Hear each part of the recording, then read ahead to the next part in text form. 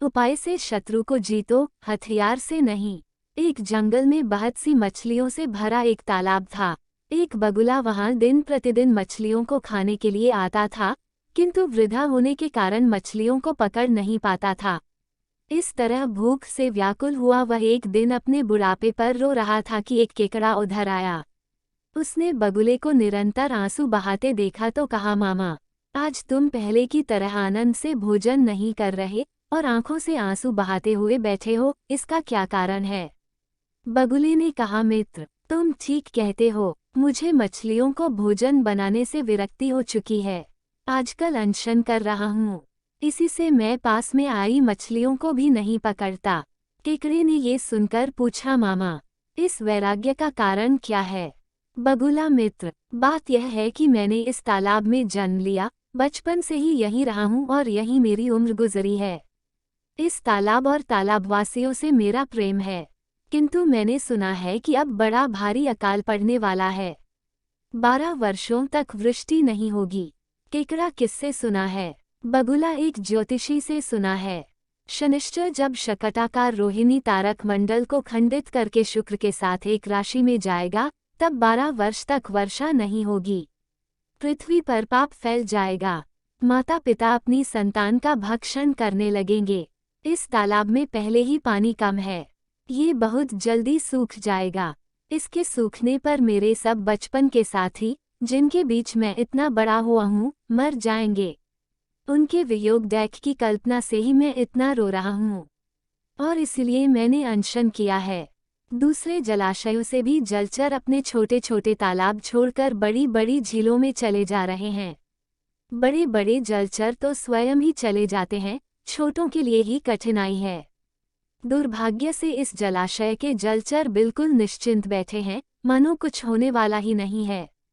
उनके लिए ही मैं रो रहा हूँ, उनका वंश नाश हो जाएगा। केकड़े ने बगुले के मुख से यह बात सुनकर अन्य सब मछलियों को भी भावी दुर्घटना की सूचना दे दी। सूचना पाकर जलाशय के सभी जलचरों, मछलियों, कछुओं आदि ने बगुले को घेरकर पूछना शुरू कर दिया, मामा, क्या किसी उपाय से हमारी रक्षा हो सकती है? बगुला बोला, यहाँ से थोड़ी दूर पर एक प्रचुर जल से भरा जलाशय है। वह इतना बड़ा है कि 24 वर्ष सूखा पड़ने पर भी न सूखे। तुम यदि है मेरी पीठ पर चढ़ जाओगे तो तुम्हें वहां ले चलूंगा। ये सुनकर सभी मछलियों, कछुओं और अन्य जलजीवों ने बगुले को भाई, मामा, चाचा पुकारते हुए चारों ओर से घेर लिया और चिल्लाना शुरू कर दिया, पहले मुझे, पहले मुझे। वह दुष्ट सबको बारी बारी अपनी पीठ पर बिठाकर जलाशय से कुछ दूर ले जाता और वहां एक शिला पर उन्हें पटक पटक कर मार देता था। उन्हें खाकर दूसरे दिन वह फिर जलाशय में आ जाता और नए शिकार ले जाता।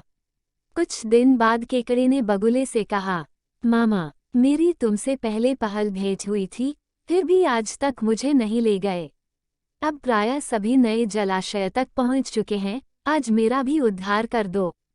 केकड़े की बात सुनकर बगुले ने सोचा, मछलियां खाते खाते मेरा मन भी उब गया है। केकड़े का मांस चटनी का काम देगा, आज इसका ही आहार करूंगा। ये सोचकर उसने केकड़े को गर्दन पर बिठा लिया और चल दिया।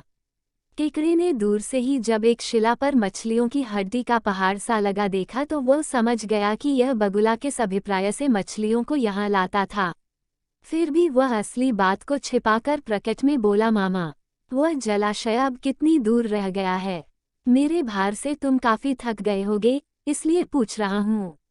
बगुले ने सोचा, अब इसे सच्ची बात कह देने में भी कोई हानि नहीं है, इसलिए वह बोला, केकड़े साहब, दूसरे जलाशय की बात अब भूल जाओ।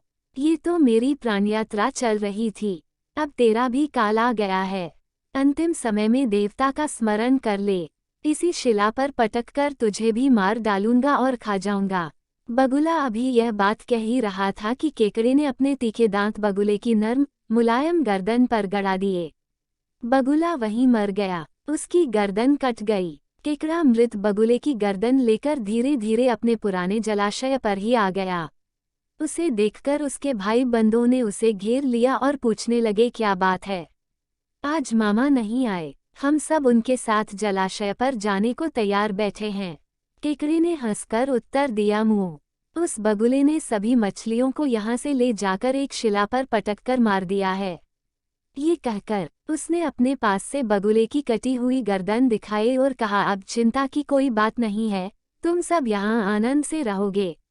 गीदड़ ने जब ये कथा सुनाई तो कौवे ने पूछा, मित्र, उस बगुले की तरह ये सांप भी किसी तरह मर सकता है?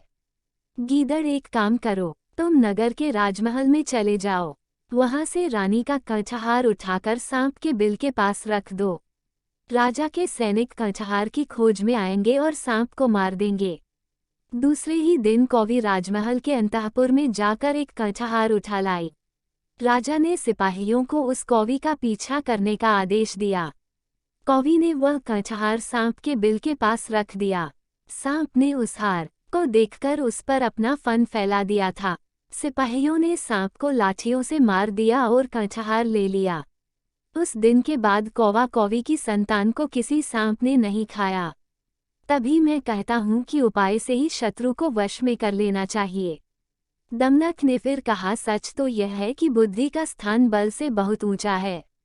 जिसके पास बुद्धि है वही बली है, बुद्धिहीन का बल भी व्यर्थ है। बुद्धिमान निर्बुद्धि को उसी तरह हरा देते हैं जैसे खरगोश ने शेर को हरा दिया था। करटक ने पूछा, दमनक ने तब शेर खरगोश की कथा सुनाई।